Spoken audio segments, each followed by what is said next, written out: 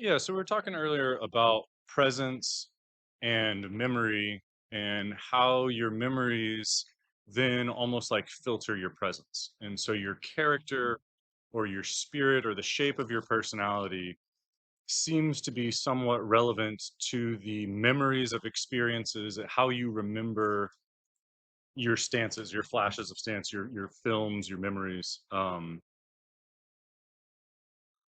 so basically what that does is that builds a body that cares about things, and then the different memories and experiences you have are like concepts that matter to you, or you are then like bound to those concepts.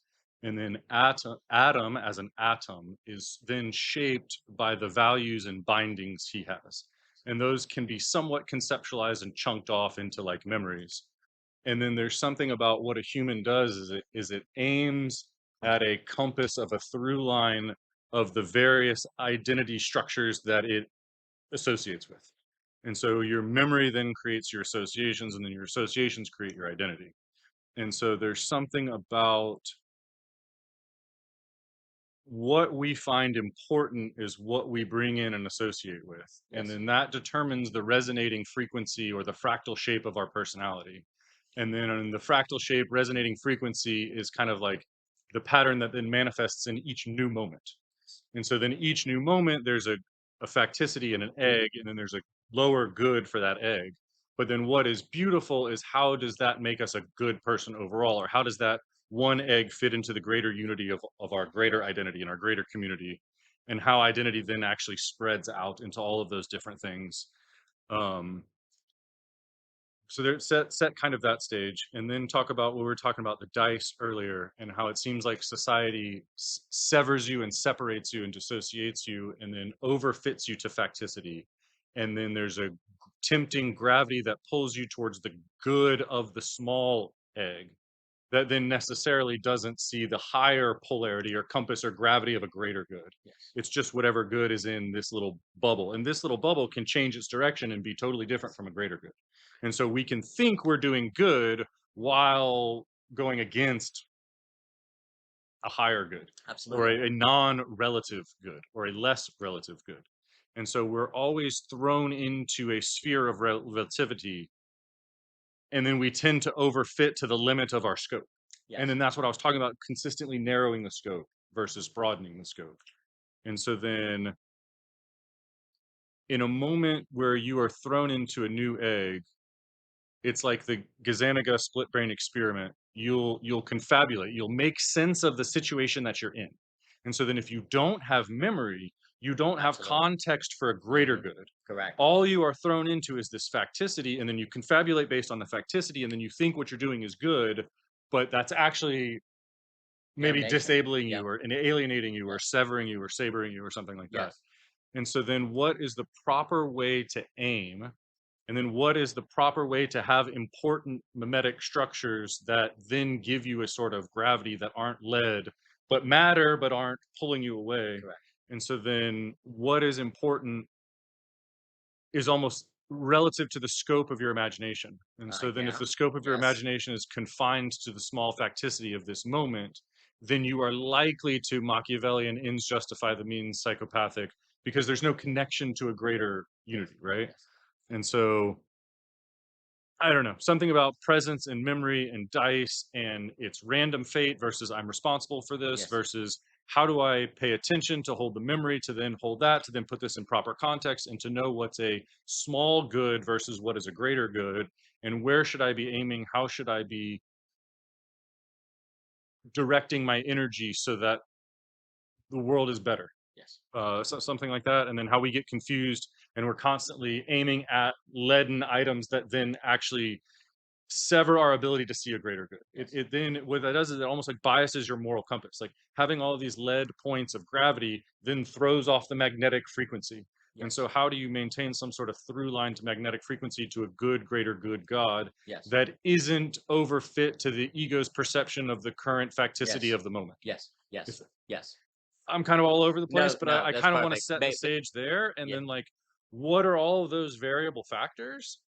then almost sets the stage for your line of confabulation, your line of Yes. intuition. Yes. And Yes. then that is what collapses into your idea. Yes. And so I'm not talking about the physics of ideas. I'm talking about the metaphysics of the relations, of the scope, of what you're Yes. sensing, and what are you importing, and then what Yes. does that Yes. importance Yes. shape you, and then how does your shape then import the importance? I don't know. It's a No, strange loop, there's and I'm getting, no, but there's a zillion very important things to too it. many things going on. Yeah. What you're describing there is how, at a certain point, when certain variables come at play, the future is now set.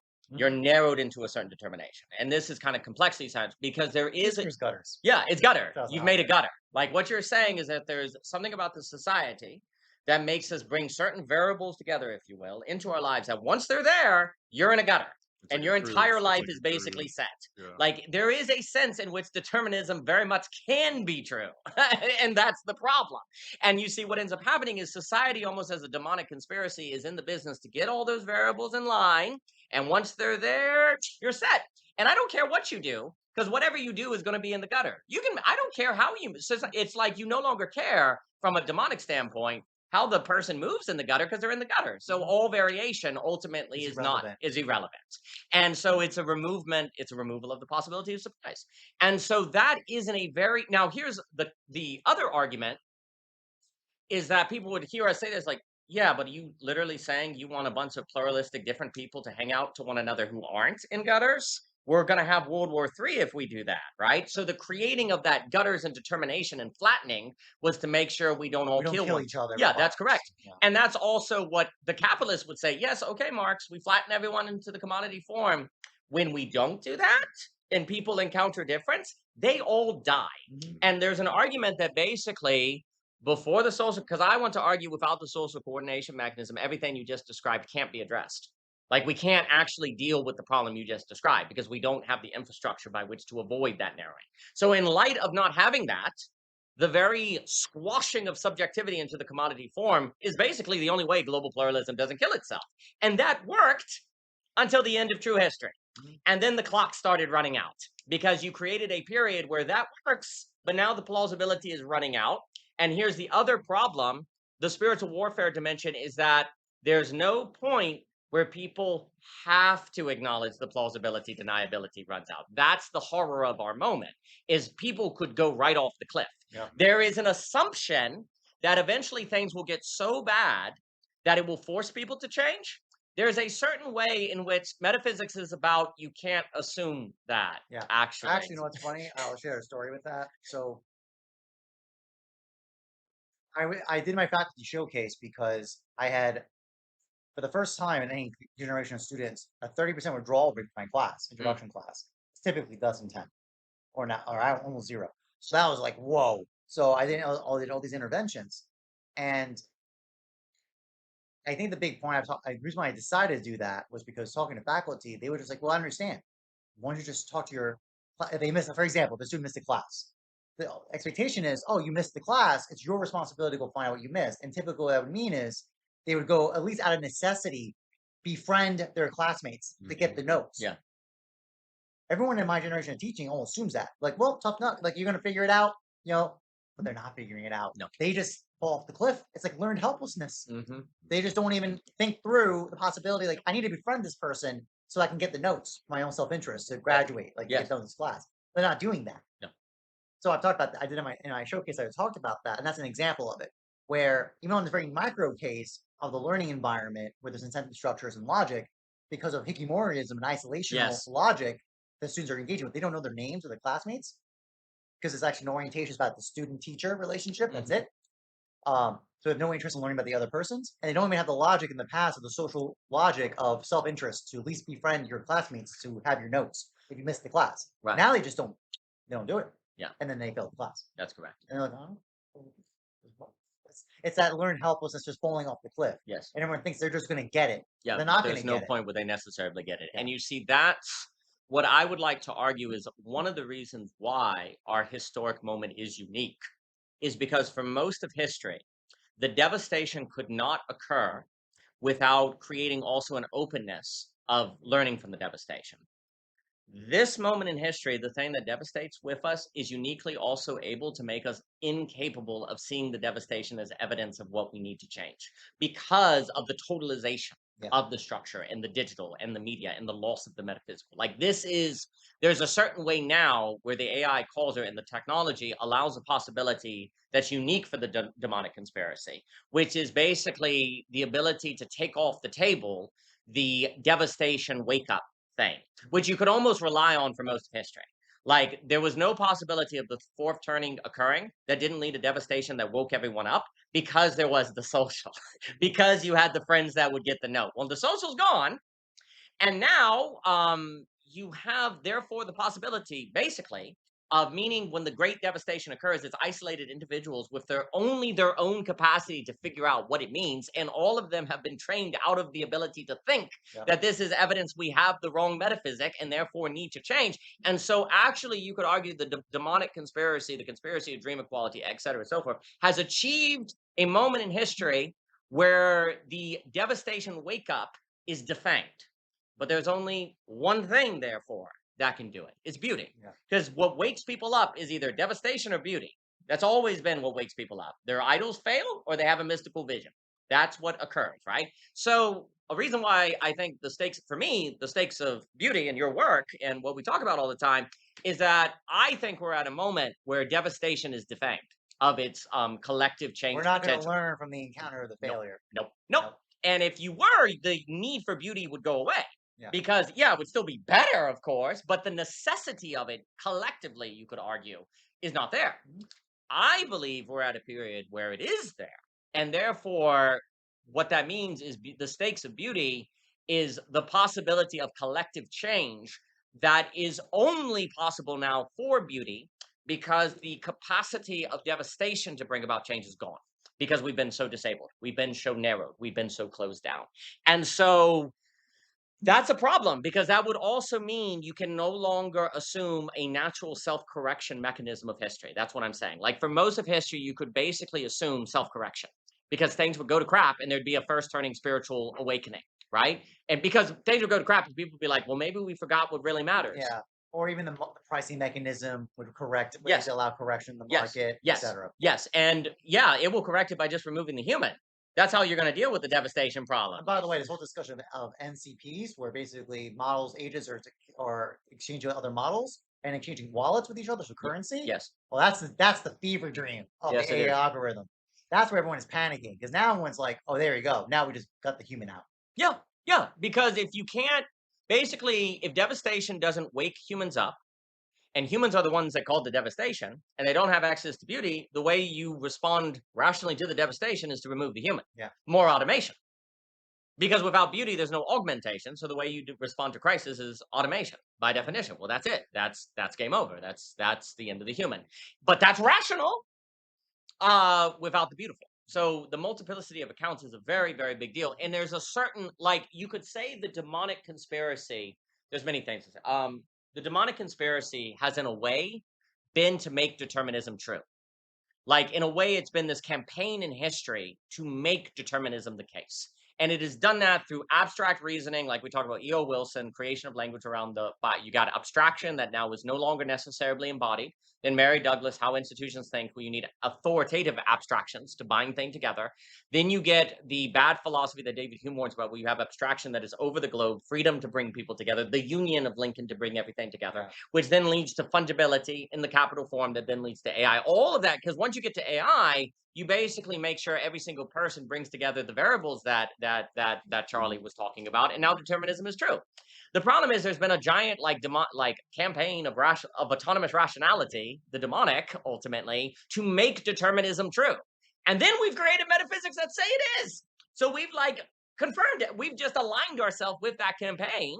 And thus we're narrowing ourselves to make the future not surprising. There's another way in which the demonic campaign is to make the future not surprising. Yeah. And that's the ultimate goal. And we're giving ourselves over to it because we're habituated by AA. And something that Charles was bringing up before was the operations of the good. The whole problem is what happens when there is competing co-equal goods that are in contention with each other. That's the problem. You cannot mediate the challenge of the good with other goods. No. It's the craning and beauty only that gives you access to that. What I mean by that is when you have the relation, the encounter of different goods against each other. How do we mediate it besides power? You have to find basically, this is actually very Hegelian, you have to sublate it. You have to find the encounter of the metastic space between the two that reveals a new reality that actually addresses both at the same time. And so would that be like putting it in its proper place? Like Peterson talks about Adam naming the animals. It's like Adam has to relate to him, and then by the nature of that relation, he can then quantify it. I mean, the problem is that I think I'm trying to think of an example. Here's a good example. So like in the arts, for example, like it's the idea of you want expectation. You want basically what you expect to know. We always want surprise. You want something to see something new. Those are contradictory logics, right? The newness and and whatever I'm unfamiliar with. If you just do one, you fail at the other. If you just do one, you fail at the other. So this is the problem. So is this pure subjectivity? No, there's actually an issue of a responsiveness to those demands. An individual subject has to encounter both of those and actually tether with them both, and then sublate them and transform into a leap that addresses both newness and sameness at the same time. Okay. So that makes things, and actually an example is actually our operation with tradition. So when you read Hegel with Hegel, like to go back to Plato, and you read it with them, that's an example of it, in the sense of it's newness, but with sameness, expectation of a norm together. That's an operation. Those are two goods. Those are two quantifiable goods that you have to synthesize together. They give you something generational new that anyone individually when you get the same effect. The problem with the Adam naming is like what's the contextual goods? Well, I think what I was trying to get at was, I don't know, different animating spirits are then different conceptions of the good. And so Adam relating to the animals is like dealing with competing goods. But they're not competing goods, they're just different. And so it's like, what is that, I don't know, understanding of the trajectory or something like that? Is that Well, for I'm me, struggling here. no, because there's something about Adam names the animals, but he needs Eve for the beautiful, so that then the naming of the animals actually stays in the proper relationality or the proper proportion. But there's something about humans without the beautiful. Yeah, they're kind of naming and they're cataloging, which can be good. It can be great, and they can identify the good in things. But then ultimately, I mean, there's something to be said also about Adam and Eve having to leave the garden because now the animals would destroy them. Now they would eat them, right? So there's something about once the relationship is broken between Adam and Eve, their relationship with the goods actually can be dangerous. So I think there is something interesting with that. Yeah, let me try again here. So it's kind of like a balanced biosphere or economy or something. And so if we're talking about the different animating spirits, we can think of the lion as the king of the jungle, but the lion needs to eat deer and the deer need to eat grass. So if you kill all the grass, well, then the lions don't do anything. And so what are these competing goods? Who do you save? And so something like, Yellowstone, the coyotes are eating cows, so let's take out the coyotes. And then like the whole ecosystem is screwed. Yes. And so what is a competing good is like an animating spirit, which is then like a connection to the biosphere. So actually, that was kind of the level that I was trying to get at. I Okay. didn't know how to connect it, but it's something like those animating spirits are then competing goods, and you want to put them into a hierarchy, but that hierarchy is almost a strange loop where the top is in the bottom, and so then you can't like rank them and then you can't judge them. But I mean, it's hierarchy the to serve judgment a is the place. relative, is sorry, a lot of different things going Now to on. build on that, so then the example of ecology is the issue of a sheep, and like Aquinas talks about this, and the Arab scholars talk about this. It's called the estimate of power. So it has to explain how are animals who don't have reason able to make assessments of goodness and badness. Right. So the answer is what's called the estimate of power. So that is the operation of the imagination. So what that does is to explain why is a sheep able to identify a wolf as danger to them? That's bad. But the wolf looks at the sheep and says that's good. Yep. Because I get to eat it, right? So thus both. How do you explain that? How is it both good and bad at the same time? By positionality.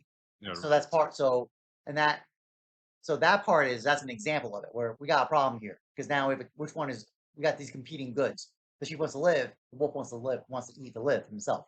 So now we got the actual operation of life as a good is now being contested now in the space. So you have to, if you don't have an encounter of beauty, you can't explain that. This is just the problem of suffering. Yes. Right? Yes. And now you're stuck in a theological conundrum having to explain suffering now. So could I then say, like, I've always used lion and deer, but wolf and sheep works. Yeah, so like the wolf sees the sheep and there's a chase.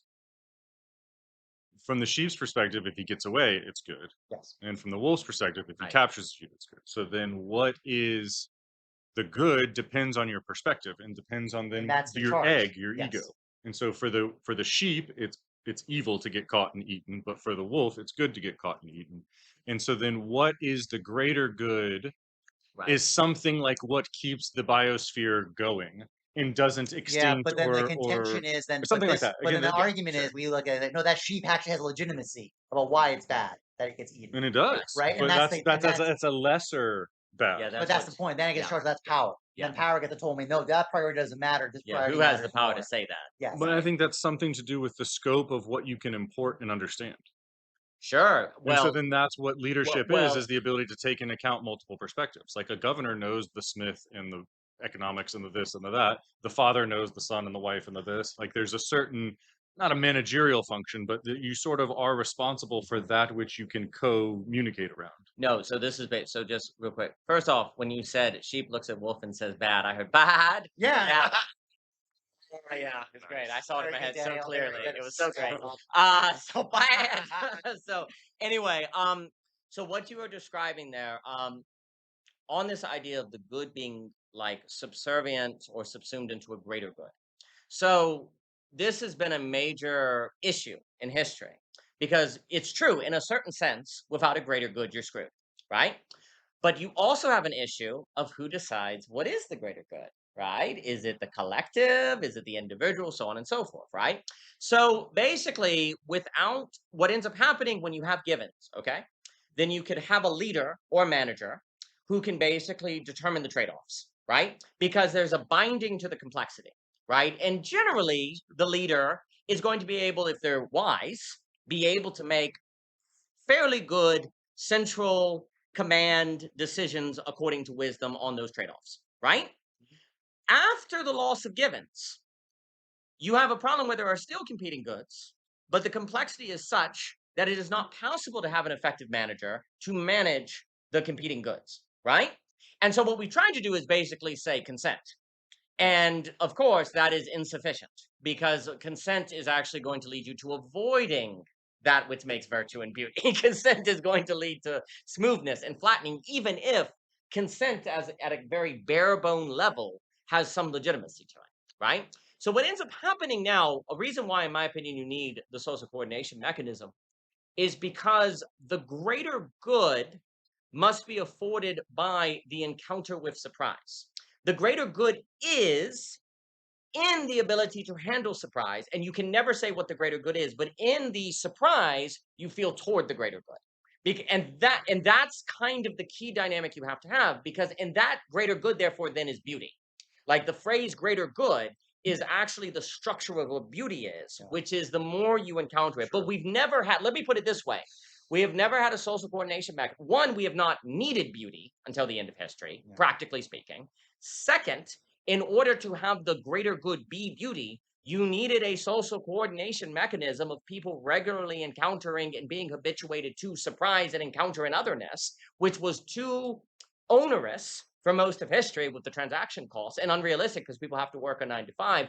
Now it is not, so it becomes practically possible for the greater good being the commitment itself to encounter otherness, because that is now the greater good, where for most of it, the greater good was freedom or America. You need to take your individual goods and sacrifice it to America or communism or whatever. That model of organizing people to the greater good, in fact, actually, the negative totalitarian possibilities of it were for most of history contained. You couldn't totalize from the greater good to basically total war. And this is where I get into human different things, right? So even though the greater good could create the conditions of Eichmann in Jerusalem, if you're not careful, because you say the greater good is Nazism and do your Kantian duty to sacrifice to it, the extraordinary negative consequences of what that could do could be contained by the limits of the nation state. You didn't have global financial markets. So it was a mistake, but the consequences of the mistake were contained until you started getting World War I, World War II, Cuban Missile Crisis. And we actually never addressed those things. We just kind of, what we did is we started to glimpse the horror of this problem of a chosen named greater good that we put into our own kind of, we decide what is the greater good. That's another way to do it. Like we decide what is the greater good, but we've been egoically narrowed. to determine the greater good as that which narrows us. And you see the consequences of that were the horrors of modernity. And this is where capitalism rushed in and said, well, let's put the lid on it by repression. Let's take the capital form and stop the greater good problem. And the greater good will be whatever your individual preference is. Individual preference. And that's how we're going to do it.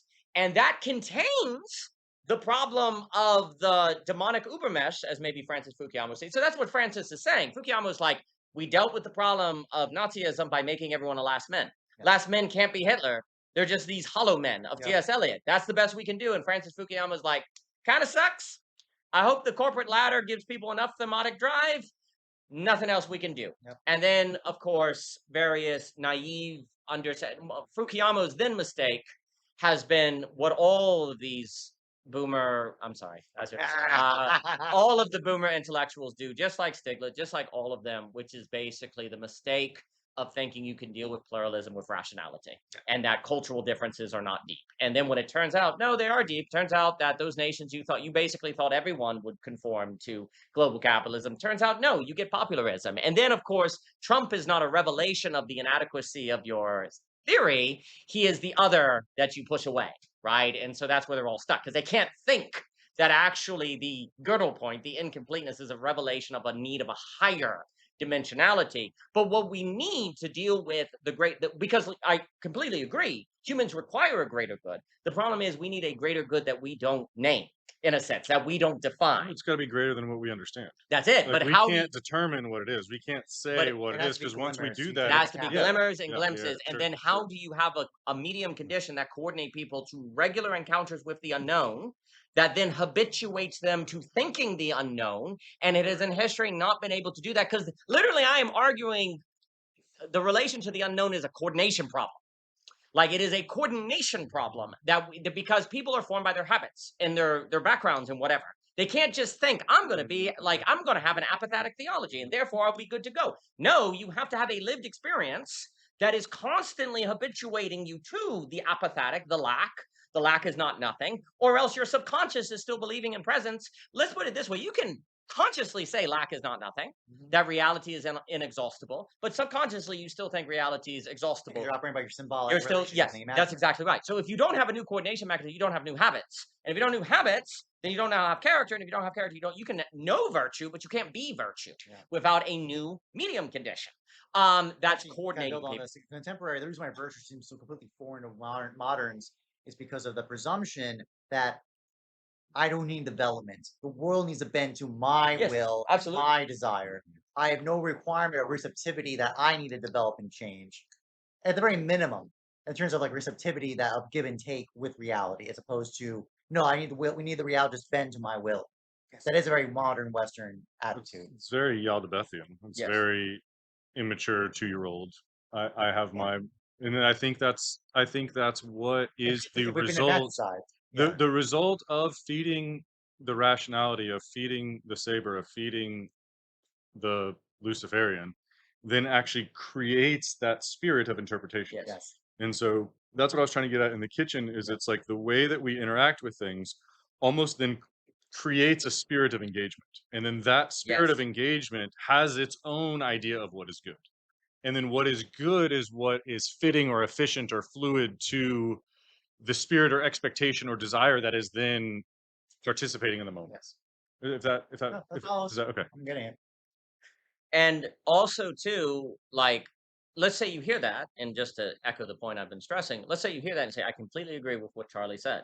Without a social coordination mechanism, that's going to be a conscious thought, but your subconscious is still going to be leading you in that direction because you're not in a medium condition that incubates you differently. And so then the other thing is we're talking about goods and greater goods, and then the inability to deal with the other, and then the Kane conceptualizer flattens and then can't deal with difference. And so all of these things seem to be aligning to internal consistency where your only good is the good of the facticity. Yes. And then any sort of concept of a greater good is then necessarily difference and frightening and terrifying and should be severed or rejected. And so it's almost like we're spheres rotating around other spheres. And so then this one can be aligned this way and this one can be aligned this way, but we can't tell the difference. When we are oriented this way, any upward movement feels foreign, it feels contradictory. And so then we don't have the atomic mass to have the breadth of the scope of perspective to see that there is a greater good, and that this temporary downward is just like being in a gym and tearing muscle fibers, and then I'll be stronger in a week.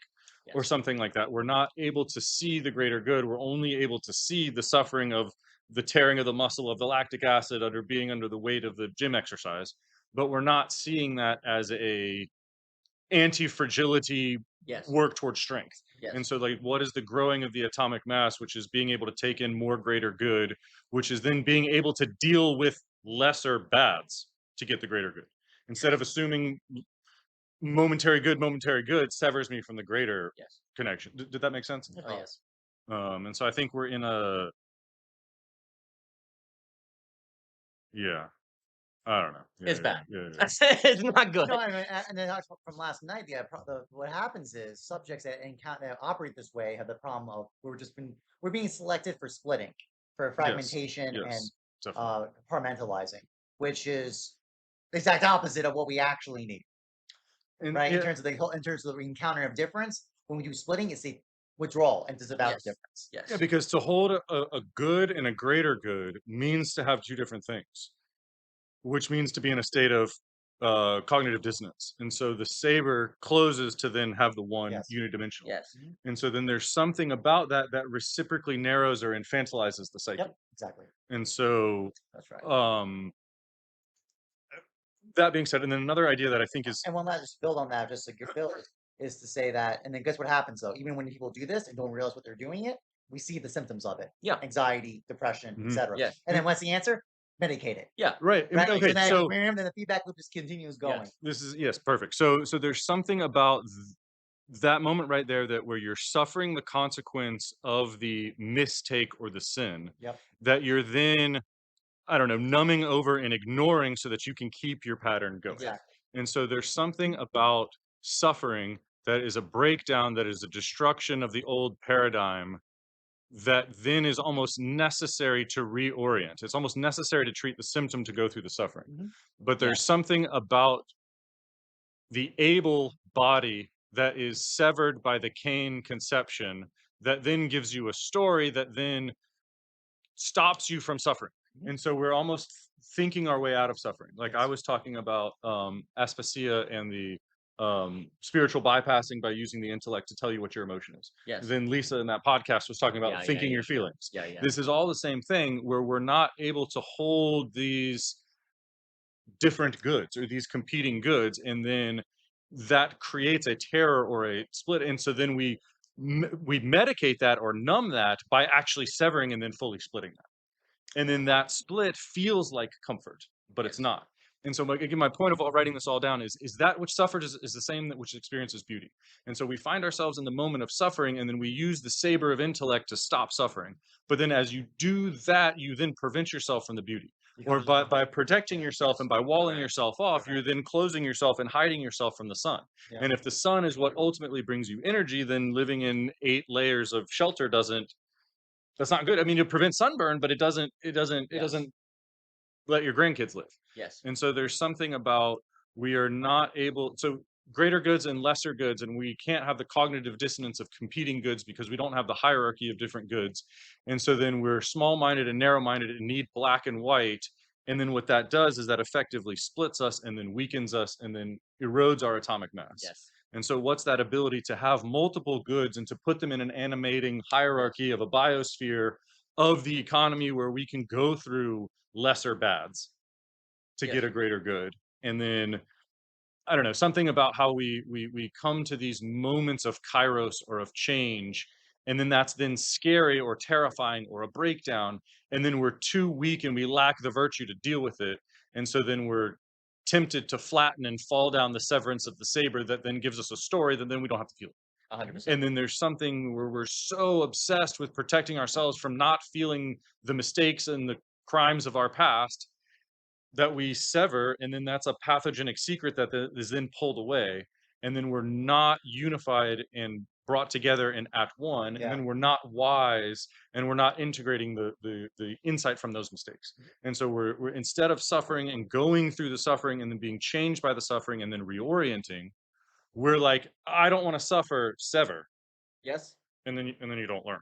but we again, like the dice, we don't care about learning. We don't care about the past. It's just this moment, and this moment is uncomfortable, and I want to cut the tension of this moment. Yeah, and just And so then re-roll we're the dice. removing ourselves from the tension of the moment, and then that's an avoidance of life, and then that's an anti-life philosophy, which shrinks your atomic mass, lowers your virtue, makes you weaker, makes you more banality of evil, which then makes systems of ideology more tempting and following in them with the man and in the system, and then fitting to the facticity. And then your good is the efficiency of the facticity, Yes. not what is actually good or healthy for the biosphere or helps the coyotes and Yes. deer and grass interact properly. The key, I think, what's so important is the cutting, the severing, is the Yeah. re-roll of the dice. Okay, that was painful. Re-roll the dice, and it will go away. Because basically, there's only every re-roll of the dice is basically that all sucked. Leave alone, re-roll the dice, then cutting it that will land memory. good. Yeah. So the Cutting cutting, the way the subject who does that, I think, experiences the cutting is not as abandonment. They re-roll the dice, and there's no past, It's so just they a new didn't leave opportunity. anything behind. It's just a new opportunity. They gained a new opportunity. Yeah, there's no leaving that's anything foolish. behind. Like for the ones, There's something inherently foolish about that. yes, It's It's actually, just it actually infuriating. speaks about the positionality of optionality. yes, Like that discourse about optionality Yes. is actually not. It's a thinking based on dice rolls. To be yes. honest. And there's no past. The moment you cut off the past, there's no past. There's only a new dice roll. Right, And if doesn't your matter. dice roll landed bad, you're irrational not to roll it again. Why would you remember the bad dice roll? Exactly. And that's what I was trying to talk value about, is the there? importance. If there's something about failure that should be imported, and there's something about ignorance that doesn't import and then doesn't learn. And then, like, by comforting yourself in the moment, you're necessarily depriving yourself of insight and future fittedness. Absolutely.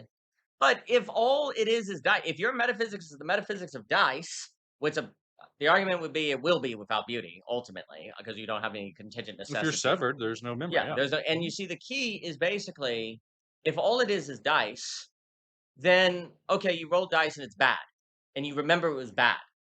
There's no why remember. All you're gonna remember is rolling the dice bad, right? There's nothing to gain.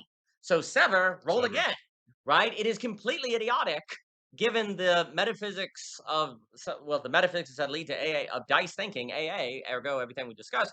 Like it is completely silly to have good memory in a certain way. And that's what something I was going to say It's not earlier. rational, so- Yeah, it's not rational. I was just building that. I mean, this is why you can just basically get a new girlfriend. Yes, Roll the dice. Mhm. I don't like this one. Roll the dice again. Roll the Roll the dice. dice again. Try this Yeah. again. it would be irrational not to. Yeah. And you see, this is the key. Like there's this idea where I want to say, damnation occurs once damnation is good. That's when it's over. Mhm. And there's a point of the narrowing. Because it corrupts your compass. Yes, and so likewise, once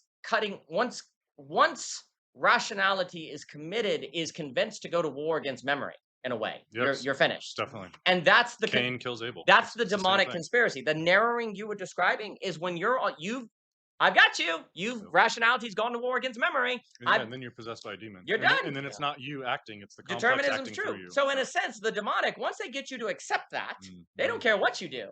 You're Yeah. you're free. Yeah. Go do what you want now. Yeah. I could not care less. It's irrelevant. Yes. Yeah, and then thus actually and thus it becomes material necessity, is a condition on the subject, and Yes. it doesn't matter what the individual does in their ethical stance with other individuals. Like this is the game. This is the game of modernism that Yes. like this is actually what modernists look at virtue and go, well, what is this? Like, what are you doing? That's right. Because of all these things we're discussing. Yes. But you understand, like, this is the consequence of this line of thought. Yes. This is why when we turn to virtue, we're pointing out the failure of this mode of thinking. Yes. It fails across the board in so many levels. Yes, 100%. Because the demonic, the promise of the demonic is it will set you free. Absolutely, it will. It will get you into its gutter, and then you are free to go. It couldn't care less. That's a license. It's got all the license you want, and so it's the spiritual war is basically, in a certain sense, about freedom. But it is the freedom in encounter, in relation, in beauty, or is the freedom from relationality, which is the gutter. So the demonic is like, I'm going to cut you from memory. If all life is a dice throw, you are free because you just keep rolling, and nothing bad can happen. If you're free from the past. Mhm. The demonic You're not confined. you're not confined. The demonic is a removal of That's the not being actual. free. And you see, the key is so there's a few things. So this is also, I think, alluding to why memory is it seems to be the most important thing, but then it's also kind of tricky to say why, right? It seems as if the entire spiritual warfare is about memory in a certain way, because if you lose memory, you lose everything, beauty, encounter, it's all gone, right? You're done, right? And that's why memory is the reward of virtue, but then memory also makes virtue. There's this kind of doubleness, positive feedback loop. So one of the things, so there's a few things. Okay, so there is a question here of how you develop virtue, right? I would argue you develop virtue right on the edge of the known and the encounter, which we didn't have the SEM to effectively coordinate. You learn virtue in the place where you need virtue. So there's a kind of contingent necessity there, which means you are going to make mistakes and you have to retry. But it's not the mistake of a bad dice roll. Exactly. It's of training, jujitsu. It's learning, right? And so you have to do that. Kind of Please, gathering the geometric mean, basically, right, by apprehension. yeah, of the geometric gathering, mean. dwelling in those Heideggerian terms. You said something about the environment almost like requires virtue for participation or something like that. Yeah, sure.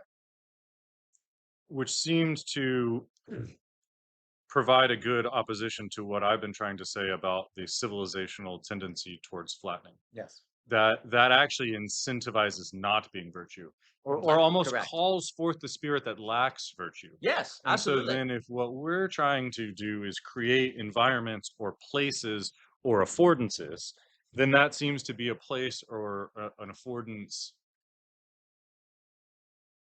where the environment is fluid that requires a presence and a virtuous Yes, compass connection to the through line to the greater good. correct. And versus like what I think civilization is trying to do is just to give you the program so that you can act the program without presence. Yes. And so how do we then create spaces that require not require presence, but like incentivize presence? And then that can be a desiring golden thing to attract people to come and then be present. And then when you have multiple people of different backgrounds with a genuine attempt to be present, then you can in theory experience this encountering of difference. And until the social coordination mechanism, that was not possible. But now it can create incentive to move people in that direction, which right now there's no social incentive structures to move people in that direction. In fact, if you do this kind of work, you might just be isolated and alone and nobody understands you. You'll have like meaning making before the social coordination mechanism could worsen people's isolation. I cannot stress this enough. Like it's true that without meaning you die, but meaning does not guarantee belonging. And in fact, arguably before the social coordination mechanism, unfortunately, unless you were say near a city or college, which was there were people, but you had to go to the city to have your meaning made. But that meant the network effects were very limited. Like the social network effects were very limited, and they were going to select for people who could afford to go to the city, live at the college, get the PhD, et cetera, and so forth. Which of course is better than nothing, but it is inadequate. It does not provide a sufficient amount of that kind of subjectivity needed to handle global pluralism when everyone has the internet. Like if only the people in college had the internet and could travel and whatever, that's fine. And there was a period where that was the case, but then it spread out, it leaked out. But that means you also need the mode of subjectivity that can accommodate it. And we need places that show that and then create incentive to model that. One of the ways colleges created the incentive was you'll get a good job. So that incentivizes you to come in. It's good to have a good job. You'll make more money. Then you'll come in, you'll get a more diverse, open, pluralistic mindset. And our leaders will therefore be more open than not. But of course, that was gamified and failed because then because it didn't have the beautiful. And so that also then became a flattening in disguise. And so again, without the social coordination mechanism, because now like you can do the work we're all individually doing and have people to talk with and meet with and have that kind of quality, that geopedia that every human being actually longs for, even if they don't know it, that you just eventually get to the place where you just assume can't be, it's luck. Possible. Yeah, it's not possible. And if it happens, it's luck. It was a fling. We had to get, it was college is the best years of my life. There's this sense that people's best years are random. Yeah. And I would argue, without an effective SEM social coordination mechanism, it basically was because you didn't have an effective way to create the conditions by which you could have that depth of experience. And so people gave up on it and isolated. Hikikomoriism. Like if geopedia is random, pretty safe strategy then is to isolate more than not. Because most social relationships are going to just suck. Well, if that's the case, if most relationships in community just suck, well then, I acknowledge that great community is great. It's just really unlikely to find. So I'm going to make a good bet and just isolate more than not. And that makes sense. Get my video games, get my delivery, watching porn. Yeah, I'm complain. I'm good. I don't need real people. No, and honestly, you don't. And in a certain sense, without the beautiful. real people are horrifying and annoying and stuff. You know, they bring you cognitive dissonance. And without the beautiful, they're more likely to be Lovecraftian than love in the Dante sense. Too. Especially in global pluralism. Like this point cannot be emphasized enough. There's a billion things. The environment of global pluralism removes the middle in a certain way. Yes. It's like what Dostoevsky was saying. It removes the middle. People are now like amazing. People are like incredible, or they're beyond horrible. Yes. Like the middle is going by away. normal distributions. Yeah. Yes, and that's the selection mechanisms of the global connectivity. Is you're either amazing or you're just a monster. And so under the situation where you don't know how to be amazing, it's rational to isolate. Yeah. It's rational to be a hikikomori. It's rational to do your porn and your food and your like why it is in a sense stupid to go out into social relations without beauty, because they will destroy you. And so you say, I won't. But then the loss of the social means we're replaced by AI. So yeah, people, the hikikomori is rational. The hikikomori is not the outcast. Yeah, it's not rational to suffer. It's Well, rational to avoid suffering. Yes. Yeah. Yes, and so it's a major problem. So a few things. Before I forget, we have to, and I mentioned to you at off record, but a way to think about like Marx's notion of alienation is that you get put into a repetitive job, but you still have memory. Yes. And so it tortures you. And so there's an idea that the system is going to basically try to socialize you out of memory. Now, Marx does not say that, but that is ultimately what it means. That is the consequence. What was Simone Weil's word? Attention.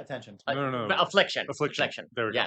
Yeah. That, oh, 100%. And Simone Weil is actually and one so of then that's why. So sorry. The banality is the severance of the memory that then gives you the egg where just doing your job is good. Yes. But the memory that holds on to the greater good then suffers under affliction in a satanic evil factory. Yes. Okay. Memory means you have the chance to see affliction. If you still have memory, there's a chance. Because for salvation. that's what you can compare the egg to, or the facticity to. That's the greater good.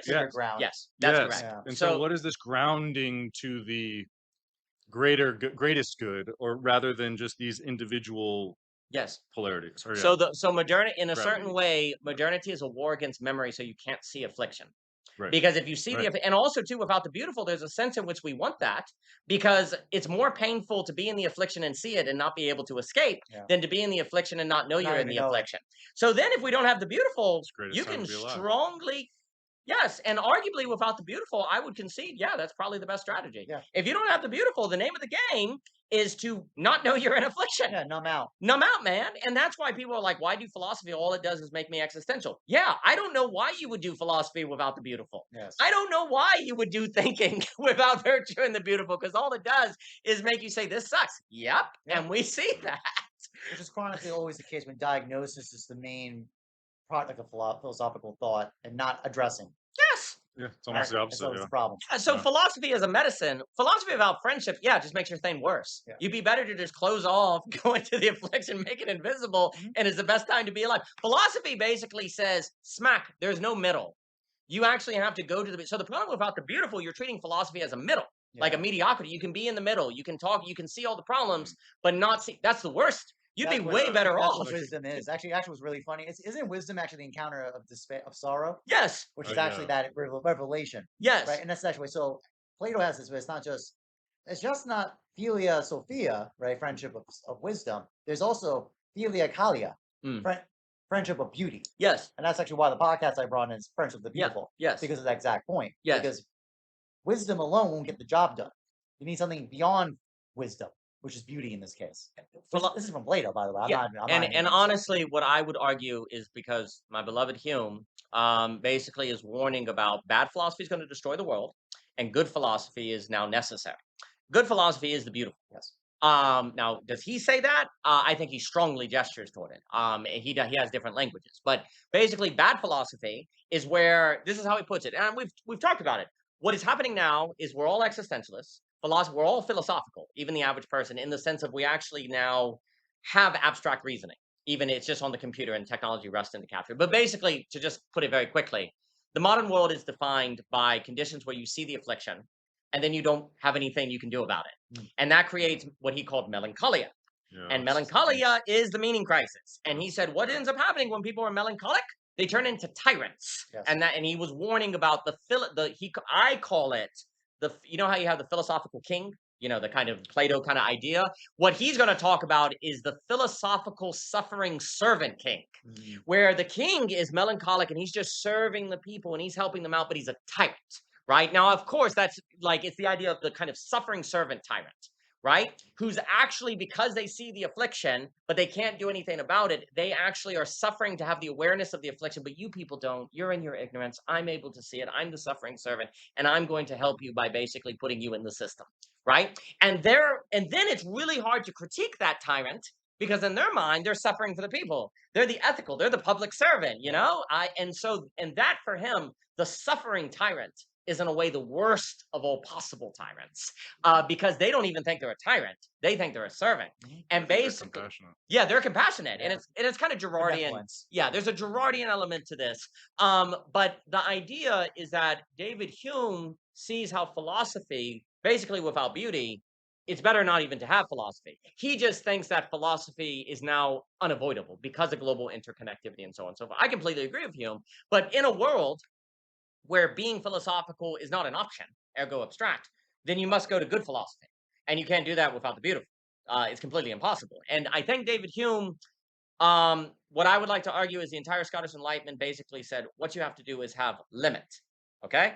And the limit, the common life, the particular and the actual. The problem is the defensive limit, once you have global interconnectivity, politically ends up as fascism. It always does, right? But the points that the Scottish Enlightenment is making are 100% correct. Without a limit, then philosophy becomes autonomous, self-relating, eats everything. It becomes a melancholic suffering type. It's like a crying blob eating everything. It's suffering, but it can't stop devouring everything.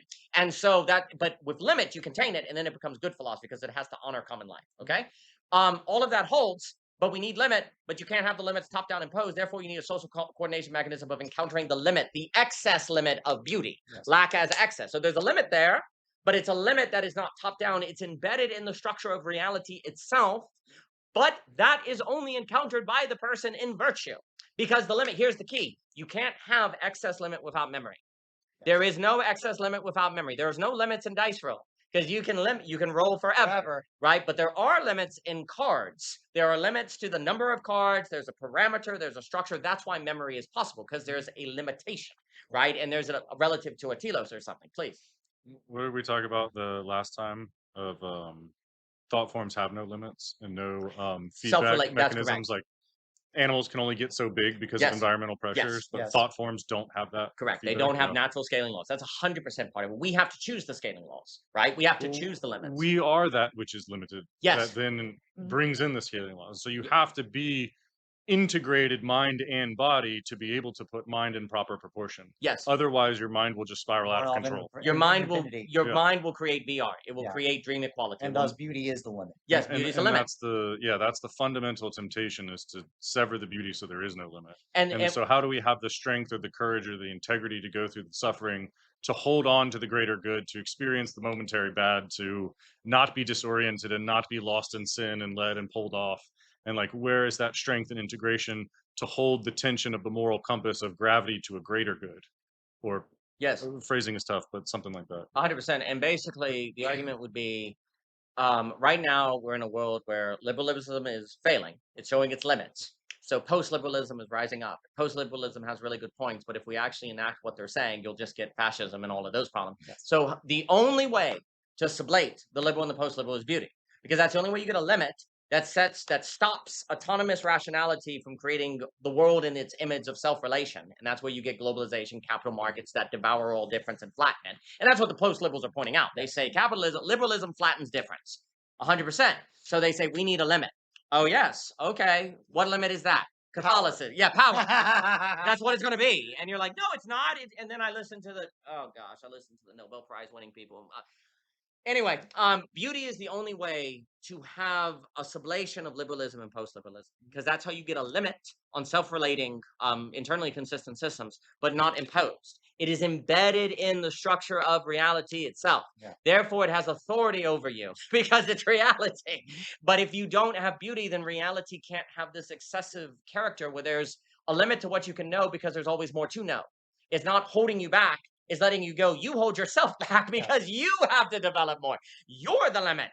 And therefore, in beauty, you have to say, I'm the limit. And therefore, you bind your thought because you can't let your thought get away from that. Thought hates beauty. Like, the demonic campaign is thought hates beauty in its initial encounter until it goes through the purgatory and comes to love it. Yes. And that's the And naturally it gets served. That's the thing. Like beauty is the king, the Yes. monarch, in which thought as a initial calculation is a servant. Yes. Under that relationship, it's beautiful. It's literally the good comes generated out of that. Yes. So when Plato uses the conversation of the good is the father to the son, that is the good. Yes. Beauty is the father, Of and the the son. goodness is the son. Excuse me. That's what he's getting at when he talks about that. Yes. It's completely the case. And basically, but here's the issue. I can, again, to repeat the point I've said a bunch of times, I can say that all day long. Okay. And I can Yeah, go exactly. consciously, I agree. But if I don't have a material condition, ergo more precisely a medium condition that can train my habits and my subconscious, I am still going to live as if the beauty that everything you just said is not true. Yeah, because left brain, right brain, like I'm fuzzy on this. The one brain that cognizes like this operational calculation forgets even the existence of the other side. Yes. And Yes, that's Cain always kills the Abel. dupe. It's severs. Yeah, Yes. it's the dupe. It's That's the what it forgetting. is. Yes. It just forgets it's there. I always love that experiment when they had to sever the split. And then people just confabulate a bunch of reasonings of why they just did random stuff. Yeah, that's right. Yeah. I find So that very basically, fascinating. without Yeah, that's what we talk about chicken poop all the time. that's that example. They give the one hemisphere shoveling snow and one hemisphere feeding chickens, and then it gives you a shovel and says, "Why do you have a shovel?" And he said, and a picture of chickens, and they just confabulate, "Well, I'm shoveling chicken poop," and that was like literally never said at all. There's zero correlation to reality, but there's a fundamental human tendency to confabulate given the facticity. So and that's what I was really- trying to talk yeah. about earlier. So- If you're given a shovel and a chicken, you're just going to come up with something that makes sense. You're gonna That's And so that's why memory is so important, actually build with so that you're that's- not just thrown into Yes. this need to BS and confabulate. Yes. That's the operation of the estimational power. Yes. What you just said. What Yeah. kind of power? Estimational. Estimational. Yeah, the Okay. estimation power. So that power in imagination to do that, to basically find the probabilistic. It is. Yes. It's literally AI. AI is just It is estimational really good. power. That's what it is. Yes. It's a probabilistic, most likely scenario that's cogent, Yes. right? Mm-hmm. Because Where Yeah. it's not based on reality, just what's cogent to this probability. yes. Yes. What is rational? What is reasonable? Yeah. Yes. Because if there's a picture of a chicken and I have a shovel, then the probability distribution is I'm shoveling chicken poop, not rhino poop. Because what are the chances of that picture being there? So it's going to come up with something. That for me is what Michelle and I are getting at when we talk about how thought worlds, and that's unveiled to you when you dream. When you dream and you're free of determination in a certain sense, your thoughts just create an entire world, right? When they're not forced to encounter actuality, they're going to come up with something. And my point with dream equality is that it's always doing that. It's just that it encounters reality that forces it to accept its limit, but it doesn't like it, dang it. And if it's able to cut itself from memory in the right brain, it's free to world all at once. And AI is just finally the realization of confabulation that never has to admit itself as confabulation. And thus you're God. Like God, in this sense, is a being of whom's confabulation is not confabulation, it is actuality. And that's the ultimate goal of demonic thought, is to actually achieve that state. And AI is, in all of history, is just a long story of being tempted in that direction. And we're now at the moment of history where we can finish the demonic campaign if we don't consciously choose beauty. We have to actively choose beauty. And I guess what I also want to say is the duping. You're saying you're going to be duped. My argument is without a social coordination mechanism, you will be duped. Yeah. Which, by the way, which is always the classical anxiety of beauty, Yes. right? That you get deceived. Yeah. The deception. That's correct. And of course, the demonic wants you to think that beauty is going to deceive you because that's the ultimate deception, you know? And so basically what we learn from, I suppose, like an emphasis on the material condition from Marx is that, and the Frankfurt and all of these cats, is that without a change in the material condition, you will be duped, even as you know you don't want to be duped. And actually you're not. Here's the crazy thing. It is without the social coordination mechanism, you could actually argue quite effectively that listening to this conversation we're having could make your situation worse. Yes. Because you think you're not duped. And thus you're going to be less on guard to how your subconscious is being formed in a manner that goes against the beautiful, because you say, well, I know about the importance of the beautiful, right?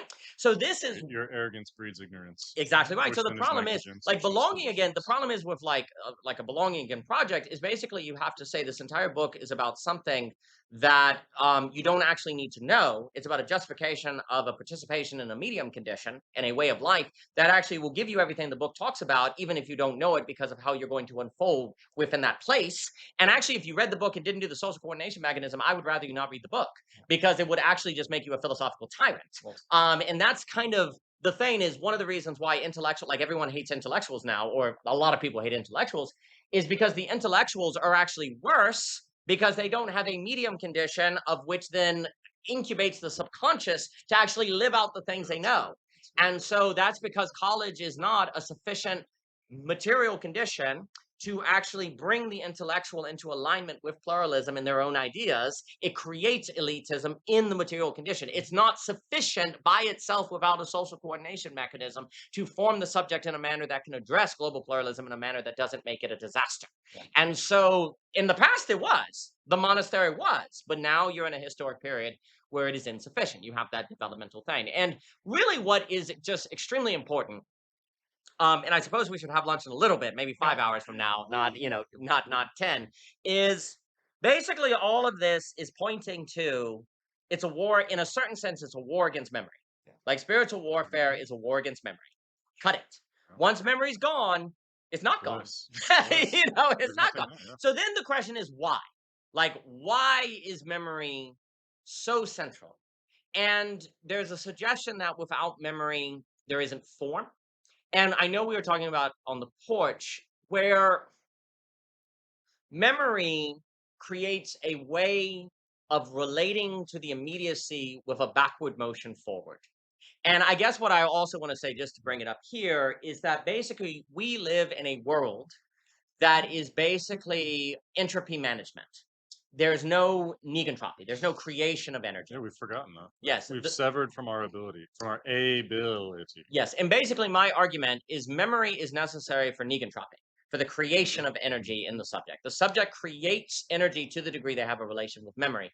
Because energy, and I know all this has to be explained, but basically I also want to say the social coordination mechanism was the only way, is the necessary infrastructure for energy creation. By the subject, beyond simply eating food, sleeping, and all of that different stuff, because relationship creates energy. And we know that from adrenaline or having a good conversation where suddenly just boom, you didn't sleep, but you're great. Energy just shows up, right? That's negentropy, right?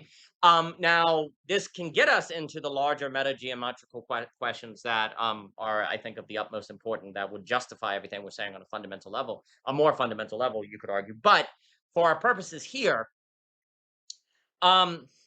memory, I can create new energy by actually going back in my memory and rethinking the immediacy in that memory, because it's something new. Newness creates excitement, right? We all know this. Like, you get a new ice cream, we go, oh, cool, there's something new. But you see, in the modern world where people don't have memory, they get something new by doing something new, right? Which does create a dopamine hit. And so you enjoy it. And so you just try to string that along forever and never stop. But in memory, what you're doing is creating something new with a true infinity, not by going anywhere, but changing your account, changing your relationality. But that newness creates energy, right? And in a conversation like this, where you don't know what's going to be said, but you have there's that endless creating of energy without compounding, without adding, right? Because here's the trick. If in order to make new energy, you have to expend energy by going somewhere, if the amount you expend to get the new is greater than the new that you get, you're still on a downward slope, right? So what you have to do in order to get negentropy is basically make the amount of new energy created greater than the energy expended, which, of course, this is the perfect example. You're just sitting here, just talking, very little energy expended in the kind of going somewhere, spending money, and et cetera, so forth. But the return on negentropy is extremely high, right? That is when you're actually fighting entropy in a certain way. Keep in mind, we're using abstractional objects to do this. Yes. Speech is abstract thought. Absolutely. Right? So it's speech, act, and working through that, operating together is generating, and that's what creates this combinatorial explosion of new energy because of that. We know that biology, sunlight, food, things in facticity make energy. This is not debated. What if abstraction makes energy? Yes. Why not? If you say it doesn't, that's a presupposition. And as far as I can tell, phenomenological experience makes it pretty darn clear that abstraction makes inspiration, energy, and all the time. We've just not been good at it. We've not been good at coordinating it. It's been random. It's the water that we live through. Like, we don't even see it. We don't even realize what it is, I think is part of it. Yes. And so we don't do anything about it. It's just a random, we're just looking for a good vibe, or basically we throw the dice. Yeah. Maybe I'll land on that cool vibe. Maybe this date will go well. Throw the dice. We can't play cards with vibes without the SEM. Like, we want to play cards with vibes in a certain way. Actually, to build on this for the onboarding problem, the whole point is we have to be cultivated to even first of all, it has to be seen language, right? So we have Yes. we have to have that aspect. We have to have Yes. the emotional maturity to be able to help speech with each other, and then we have to have a development of accounts. Yes. You understand? So like require those 3 levels of development to Yes. even have the conditionality, even have the space to generate new insight and thought. Yes, and the logistical coordination and transaction costs to meet those conditions for most of history without the internet and the CSM was so high that a very limited number of people would do it. And the chances that one of those people was in your immediate area to encounter was incredibly low. And even if they did it regarding their studies of, say, Hume, they hadn't done it regarding Virginia Woolf or whatever, and you wouldn't know how to bridge the language differences, and you wouldn't even know to get started, and you've got to get to work, and so it would stop. And to build one more point about that, as we talked off the record, was when we're talking about like our traditions of being unusual thinker within an account, right? Where basically you just start yapping. Basically where it said, if I speak for 30 seconds, it's not, everyone acts like I know nothing. Like I'm just talking nonsense. Yeah. It creates a kind of subject, it basically causes a kind of reflective, like I must make no sense because no one's understanding me. That's because you're in a social context where no one's understanding, right? So therefore I'll stop. Yes. It's rational to stop because all it does is cause alienation. Alienation, right? Or it goes the other way, you become very irascible, and then you're just like, no, and you just like fight through it, right? And you alienate yourself the other way. That's a philosophical tyrant. Yeah. That's the tyrant who says these people are all stupid. I know things. Screw them all. There you Right. And so you're either getting the philosophical tyrant or the philosophical suffering servant. That's all the Humean dynamic, of which he's 100% correct about without the SEM, or creating limits in common life. But the problem is his strategy, which was correct in our historical moment, creates fascism. So you have to take seriously global pluralism. Yeah. I remember when we were closing on Stumping Ground last year, we were doing our closing end, and I made the comment, it was all worth it. Yeah. And everyone started crying. People started crying. Yeah. Right. Because that was that point of, oh my God, I'm not just by myself thinking much about nonsense. Yes. That no one's getting. Yes. Right? I'm in a space where actually people get it. Yes. Right? And that social coordination mechanism was actually the great belonging everyone was yearning for the whole time. Yes. We cannot belong again without the SEM. And it is the mechanism of belonging in a new way that sublates. And without that, we're in trouble. And it's tied to memory and beauty, because the thing is, basically, belonging is also tied to a feeling of gaining energy. Like when I am here, I actually get a quality of engagement, a quality of life that I don't find anywhere else. Why don't you belong at Food Lion? Because, like, why do you belong at home? Because there's something about, ideally, of course, and then now homes are falling apart. But the point is, the idea of home is there is a quality of the experience that is distinct from, say, being at the supermarket or a foreign land or something like that, right? What is that quality? It's supposed to be tied to energy, art, beauty, excitement, wanting to be there. But you see, when we lost Givens, the creating of that energy of home was just according to the good, which for most of history was sufficient, and then it ceased to be sufficient. Now you need the beautiful. People don't have the beautiful, so home is people's torture ground.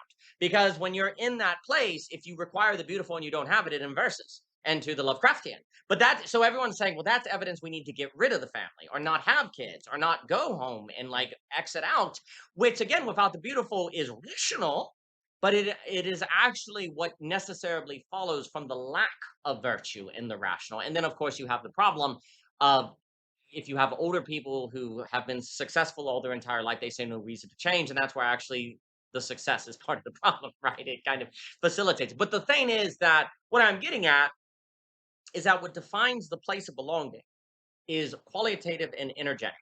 There's also a feeling of there's nowhere else I want to be, right? Well, there's non-fungible. Yeah, there's a non-fungibility, right? So it's tied to a certain energy creation, okay? Energy creation that's more negentropic requires memory. And of course, what is home for people? Memory. I grew up here. We have roots. We have connections. So it has this energetic ability because of memory.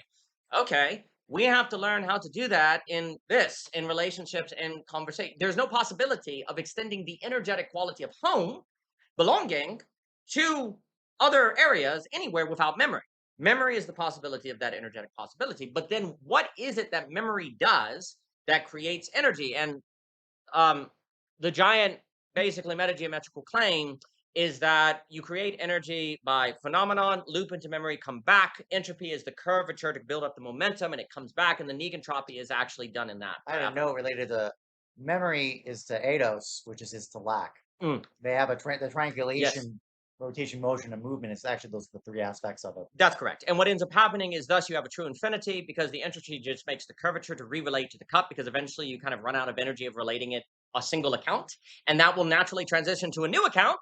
But if you only have one account, then it just goes away and you're bored. Yeah. But if you have a multiplicity of accounts, then every time you the boredom of the one account is actually the momentum into the next account and then the synthesis of it and you get a This is not enough. That's great. And then the feeling of the newness of the new account creates the energy to keep relating, and you get an infinite loop. Basically, a true infinity that is energetic. That's what you long for in belonging. That's what you're looking for in belonging. Mhm. You are looking for something negentropic that has that kind of experience. But this is my point, and we said it on the porch.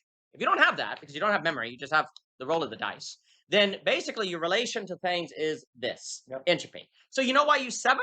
It's entropy management. The more you relate, the more energy you have to expend its compounding. So let's cut off the past because all that does is make me the slope line becomes actually a flat line. That's what you're trying to do. So the severing is it's an infinite game of trying to take the slope and make it flat. But you lose. It never works because the energy runs down. So the severing is like, oh my gosh, we're going downhill. Make it flat, make it flat, make it flat, make it flat, make it stable, stabilize it, keep cutting it. It doesn't because your energy expenditure. So the problem is you can't win, but it's the only reasonable strategy.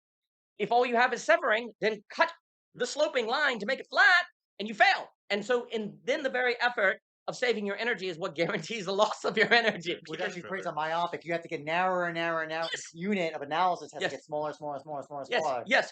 To create that flatness effect. Yes, and because you get to the point where the only energy you can manage and muster is for the smallest of all possible units, the plaque link. And you're looking for a plaque anything else link. is cognitive dissonance. And the rest is cognitive overwhelming. dissonance. Anything else is too much. Yeah, so entropy without negentropy necessarily makes the subject in that direction, and entropy is all you got without memory. Without memory, you can't have negentropy. And beauty, what beauty does is basically unlock, it creates the justification of the memory, and it makes that beautiful, which needs the memory to do. And so the beauty actually becomes a negentropic loop, if you understand what I'm saying. Yes. So what's then my giant argument, I suppose we'll eat that chili, but it's a delight. And any other thoughts you have before, but I also have work, which is stupid. Anyway, the argument is that the social coordination, global interconnectivity, okay, is basically selecting out all worldviews that cannot generate its own energy, that are not negentropic. Because the energy demands of global interconnectivity are so high, existentially, socially, that you can't survive unless you basically form a negentropic loop, right? So there's going to be survival strategies, hikikomori, cut off from the social, try to survive. But like basically my argument is that if you don't have the beautiful, you're not going to have robust social relations. Birth rates collapse where the social collapses. And if you have a bunch of friends having babies, you're way more likely to have babies, even if you're poor. Yeah. And so and then of course you could say the birth control gets into it because it makes it irrational to have kids because you could do a more rational plan and having babies become a plan. And once you're in a plan mentality, there's never in a plan mindset, there's never a good reason to do something you don't control. By definition, having a baby, you can't plan what's going to happen. So if you're in a plan culture, that necessarily runs in conflict with the idea of having children because it's in the opposite kind of notion. You can only way of being, if you will. So you're not going to have kids. And so what ends up happening is global interconnectivity has energy demands as such that everyone will select themselves out without beauty. Because you're not going to be able to muster the energy to not go into mental illness, depression. If you maybe you're successful, but you're not going to have babies, so you're going to be selected out that way. So there is a kind of natural selection that happens. I am of the opinion that natural selection is selecting for beauty, because only beauty creates energy. Now, evolution is energy based. It's about selecting for energy. Like it's not like the strongest are the ones who can efficiently manage energy relative to their environment. That's why there's scaling laws. Because trees and bees, it all follows metabolism. What is the efficient use of metabolism? It's at this scale, so it doesn't get any bigger than that, right? So evolution reflects the energy, like what is the best use of energy to maintain a dynamic living environment, right? Like evolution selects for a dynamic environment. It doesn't want a forest that has all the same trees because it dies. The energy demand, here's the thing, energy selects for diversity. because diversity creates otherness that creates the environment that creates negentropy, because the otherness creates the tension and the limit that then in memory you can relate to that. So energy creates diversity that creates otherness, which creates the possibility of negentropic. And now you have a potential self-sufficient system in its own energy creation, right? And once you get the human, you then actually bring to the environment the subject, the mental. So you need to bring the mental, the abstract, into relation with the concrete. So it's part of that negentropic unit. You only do that with beauty. You only do that with beauty. Otherwise, the other is bad and you get rid of it. And then you flatten your environment. It's not diverse and you can't create entropy. All you can do is try to freaking cut off the slope so it becomes flat, right? And so basically, the argument, there's a real way in which the claim is that the stakes of everything we're talking about is not getting selected out by the new meta-natural selection that's removing all, like, metaphysics, it matters. Metaphysics matter. It's going to determine if you have a way of life that makes you energetically selected out by the existential and psychological tensions of technology. By demonic possession. So if you don't want to be selected out by energy demands of global interconnectivity, you need a new metaphysic. You need to get out of enclosure. You need the beautiful. You need encounter. But then the argument is it wasn't until the social coordination mechanism that you could actually do that in a manner that changed you on the subconscious regularly into those habits. And since the SCM is probably no more than 6 years old, almost like aligned perfectly with COVID, but I would put it around 2018. It is not that we've made a mistake. We made a mistake that we had to make to realize it was a mistake to change. But the clock is ticking, and it won't tick forever. But then if it goes quiet, we may not hear it because we're gone as well. So to me, also, the SCM, and I'll give it to anyone for any thoughts on anything before we chile. The SCM was the necessary social infrastructure by which negentropy could be realized in the encounterology, the surprise, which is a condition that generates the virtue that affords the beauty, without which you can't have negentropy. You can't have the loop, the self-sustaining structure, which is drive, which is intrinsic motivation. And you're not going to survive global pluralism and global connectivity and AI and unemployment, mass unemployment, without intrinsic motivation. Boredom will kill you, or having your identity taken by the AI. And then you're just saying, well, I'll just merge with the AI. That's how I'll fix it. So that's what people are going to do. But without drive, intrinsic motivation, which is only afforded by the possibility of beauty, you're doomed. And intrinsic motivation and negentropy go together. The system, the global system, the new meta environment, the environment in history, the environment selected evolutionary more on biological energy, efficient biological. We're in the age of now it's a kind of meta environment selecting for abstract energy. And whatever is best at generating abstract energy is what the system will select for. And that's going to be beauty, or it will select for that which is not bound to biological energy, the machine. It's going to select for the infinite machine structure. And this is our moment. This is the causer, the AI causer. This is our moment of significant absolute choice. Will we choose the negentropy of beauty, or will we choose the infinite energy of the machine? That is automation, that is infinite energy, because you've removed complexity, not because it is dynamic and able to mysteriously create its own energy, but because you've removed all friction, so it just automatically takes care of itself, which ironically you could argue isn't even really energy. It's just going down the slope of a gutter. It's kinetic. It's just kinetic force moving itself toward damnation. So we kind of began this conversation coming together to communicate around the meaning crisis, so to speak. Sure. And so if we're talking about internally consistent systems as the spirit of severance that was founded by Cain, the crop layer, that no longer was nomadic, no longer trusted the greater good to provide, and then needed to confine a lesser good to then dominate and hold on and control.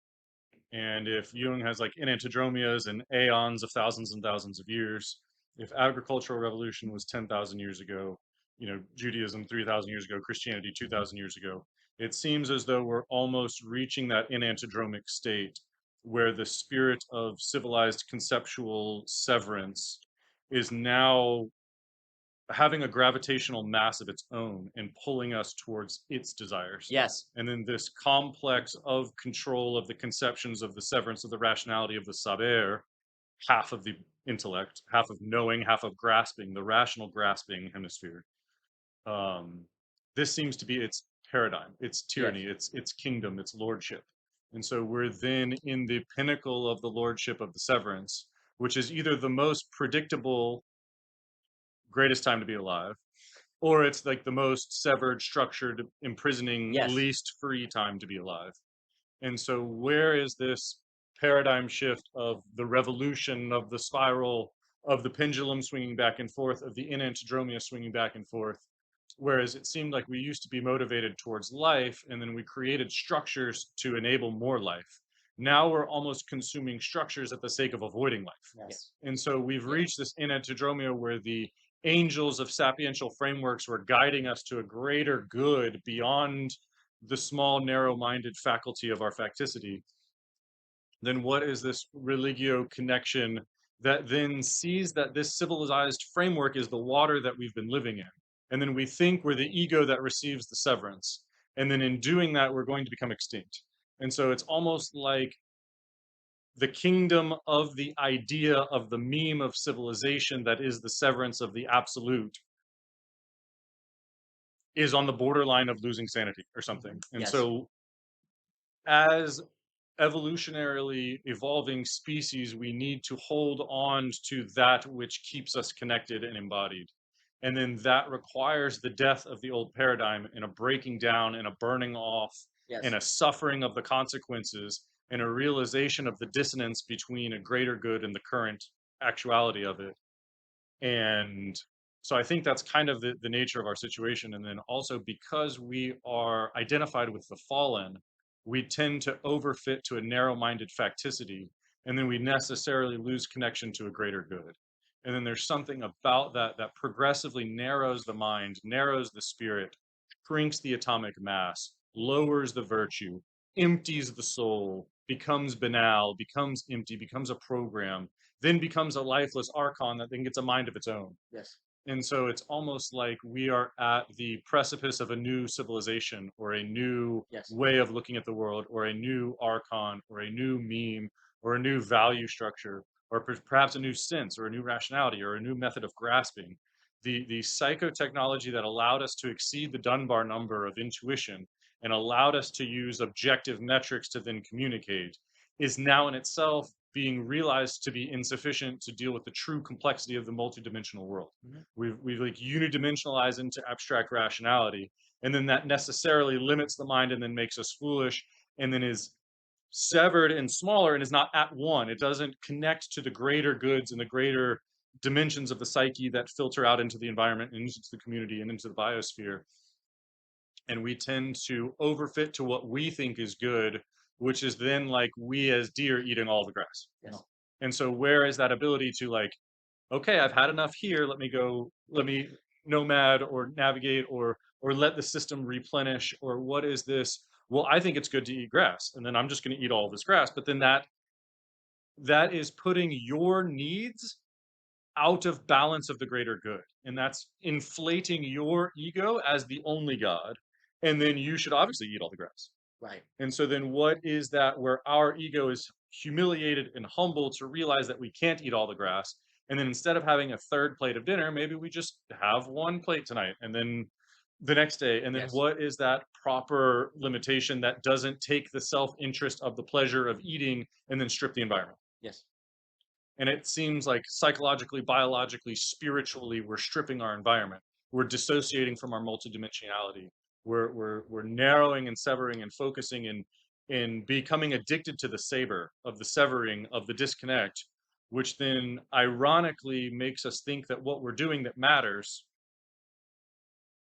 but it actually is severing and disorienting and alienating us. And so then it actually is not mattering or is anti-mattering. Yes. And so again, back to the enantiodrama, if Christ was for 2,000 years, we're now like almost in that antichrist. Yes. Whereas it was good and connection and growth, now it's separation and whatever that good is, that's selfishness. Yes. And like we've reached this enantiodrama where that which we thought would unify difference is now splitting ourselves from the inside, Yes. and then isn't actually a unifying principle. It actually isn't a religio. Correct. And so we've confused efficiency and coherence with the self with what's true. Yes. And so then what is this discernment of what is true versus what is efficient or what is familiar or what reaffirms the current paradigm of the civilized collapse conceptualization? And then Yeah, I think this is like the turning point. It's a kairotic moment, Yeah. and the ability to respond requires not succumbing to the temptation of flattening and the banality of evil. And Yes. so, where do you hold on to that atomic mass, to hold on to the moral compass of the tension of the greater good that then allows you to be critical of the facticity of which other people assume is the water? Yes. Whereas most people can't see that water, how do you then get that perspective to contextualize the water almost? Yes. And so then that's almost like a meta identity or something. Because our actual identities tend to overfit towards dissociation. Yes. And so we can't just follow your gut. You can't just trust yourself every time. You need to be in relation to something which is beyond you. Yes. Because if you're only doing what you know is right, you're then necessarily going to avoid the other. And then you're going to get an echo chamber where you think you're reaffirming, but actually you're just eating your own seed. And then that's actually depleting you. And that's actually degenerative. And so then where is this? Yeah, I don't know. We're kind of in the point of society conditions you to be tempted to fall, to disconnect. And it seems like we're at this turning point where either that is going to capture us and we are all going to Yes. be disconnected and severed and Yes. no longer survive, Yes. or we're going to be able to shed this skin or this layer or this Yes. idea, or we're going to be able to burn it off or to alchemize it through Yes. chemical transformation to come into a new shape Yes. for which our sense of grasping the world is going to be more complex than just Yes. linear rationality. Yes. It'll be more geometric, of bringing in energy and motion and Yes. relation and Yes. relata Yes. and, Yes. and all of these different things instead of just this flattening rational capital or whatever. Yes. Then they opened up a big can of worms that was supposed to be concising and narrowing it that all was down. But truly elegant. does That's that fine. is that Yes, magnificently elegant. I something think the like that? key characteristic is metaphysical courage. Like Yeah. it's a That's the courage. strength. Yeah, That's it's the a integrity that metaphysical we courage. need. Like because I want to say, I mean, you could just say courage. I guess I say metaphysical courage there, because there is an issue where within AA you can do things that are courageous that are actually just severing. It's courageous to sever. It can Right. split. The metaphysical courage is actually basically necessarily somewhat existential, which is I have a courage to face that the very framework by which reality is understood is not correct. Right? That requires a kind of ontological courage in a kind of deeper sense. Yeah, so there's something about being in tune with reality that then will necessarily give you feedback and break apart your brittle idea. Yes. And so then there's something about that which breaks apart your brittle idea is a Luciferian serpent. It is a dragon of chaos. Yes. It is a bringer of terror. And so we almost have to alter our expectory landscape to find difference interesting Yes. and important rather than to find difference terrifying and breaking down, Yes. and then to avoid that difference, Yes. and then to dissociate from that difference. Yes. And so where's the courage to be the Jesus that suffers under the breakdown, that then, like mice and the rats in the maze, Yes. can then believe that information and send it into the higher plane of morphic resonance that then other people can benefit from. Yes, absolutely. And so then where is that belief in that higher, greater good that allows you to transcend your own facticity? And then where does the identity of then becoming selfish actually then not be selfish? Or Yes. because your identity No, of self is the short expanded. Here, my conclusion is the desire of beauty. That is what Yeah. it comes down to. Because by the desiring of beauty, I become more fully myself. So I Yes. myself, in my Yes. desire to be more fully me, I desire the beautiful, which would which would encounter the difference of the other, and it is the thing that actually holds together the operations of logic and the fragmentation Yes. and separation logic logos by nous. It's the noetic sense of understanding the totality of existence, right? Yes. In the particular moment of the encounter of living. Yes. So that's the stakes at play. And the kind of subject that orients towards that desire is a very different kind of subject. It's the operation of the saint, Yes. activity of the saint. Yeah, Yes. we got to become saints, because the psychotechnology tools of social coordination previously are inherently going to split. And so how do Yes. we have the strength to hold the tension of the difference, to then be present and have that atonement to bring the actual and the apparent together? Because I think we're taking that apparent and then just ignoring the actual. And so then how do we hold that together? I think is going to be the the task of the next humanity. Like if we went from Yes. Homo habilis is Yes. that Yes. embodiment that relies on a habitat to relate, and then Homo erectus was able to stand erectly and then use its hands to Manipulate, manipulate man, and then that Yeah. became a different kind of Yeah. man, Yes. Homo erectus. Yes. And then Yes. Homo sapien Yes. was not only a Homo in the habit, but then could manipulate the environment, Yeah. but then could also abstract off of those Yes. manipulations. This Yes. is And exactly now we're right. like Homo habilis erectus sapiential technicus Yeah. or something like that. There's Yeah. almost like a new Yes. stage of evolution. Yes. And so Completely. the erectus of civilization is now the sapience of civilization is now Yes. crumbling. And so then what is that future form of humanity that can grow past the old form of making sense of the world, the old paradigm Yes. of making sense of the world? And Yeah. then that is in itself paradoxically a Jesus thing. Like he was Yes. talking about, it's good. You have to aim towards beauty, but then there's almost like that which suffers is that which perceives the beauty. Yes. And so if we're constantly intellectually severing ourselves, we're spiritually bypassing, and then we're incapable of dealing with beauty. So if beauty is the ultimate goal, we also need the strength and the courage to suffer appropriately when our paradigm isn't attuned with reality. So we need the presence and the attunement to the greater good that is reality to then be able to quality control the momentary facticity we find ourselves thrown into. From Yes. Homo sapien to Homo pulchrum. Homo what? Pulchrum is Latin for beauty.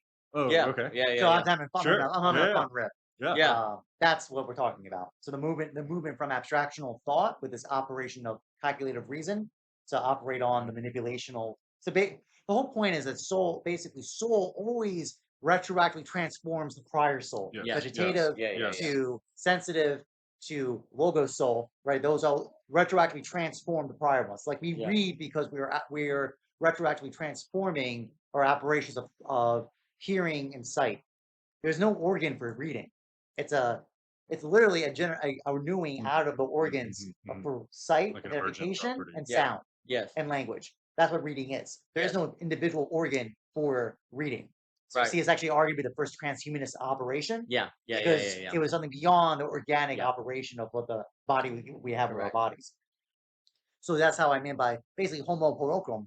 Pulchrum is going to be this man of counter of beauty, right?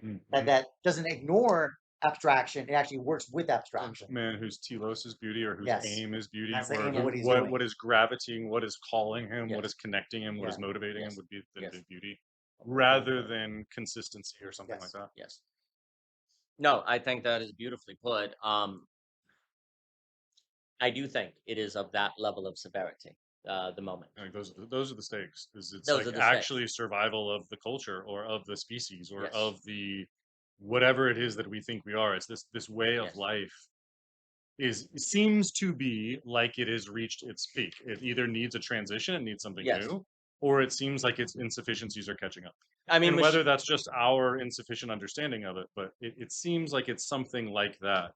And so how do we deal with difference, with newness, with a new paradigm when we're so built on our familiarities? And so then what is us if not our familiarities? But then how are we that which transitions through paradigms or through familiarities or through concepts? And then, yeah. Well, and again, I completely agree with the claim, and there's no. There's also evidence, if we look at Michelle Bowen's work, that indeed, if you follow like large civilizational cycle theory, Tomberg, there's many of them, Spengler, et cetera, so forth. What Bowens will talk about, and I agree with him, is that actually you are right now in one of the ultra super cycle paradigm shifts. It's not merely it's the fourth turning, meaning the 1,000, you meeting the 5,000. Like there's Right. like all of these right now are Yes. hitting, and It's when like you have that ultra eight intersection, different cycles are all Yes. lining up. yeah, at that's once. that, and And that's overwhelming. That's scary, and that's why Yes. we sever. That's yeah, why we that's why can't we handle it. sever, That's and why it's we're too and it's scared. reasonable, right? And so, what's the collective communal encouragement to take on that burden of dealing with reality? Yes. And not that comfort dissociation of severance of not my problem. So That ability to respond. We have caned that ability to respond.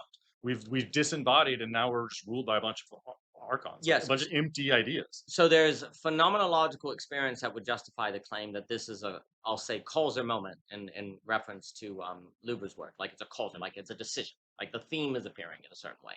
And the command is you must change your life in a certain way, right? You must emerge, you must evolve, and basically without Homo pulchrum, that you're dead. And you see, phenomenology gives you reason to think that. Just the mental illness you experience. The phenomenology that feels narrow and like you're trapped. The collapse of family gives you a reason to think that.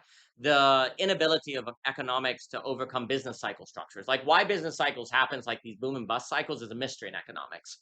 I would claim it's because you don't have nous. Ultimately, is that's why you get this boom and bust speculation that can't say it collapses. But there's a lot of things in our moment that are kind of like reaching a certain head.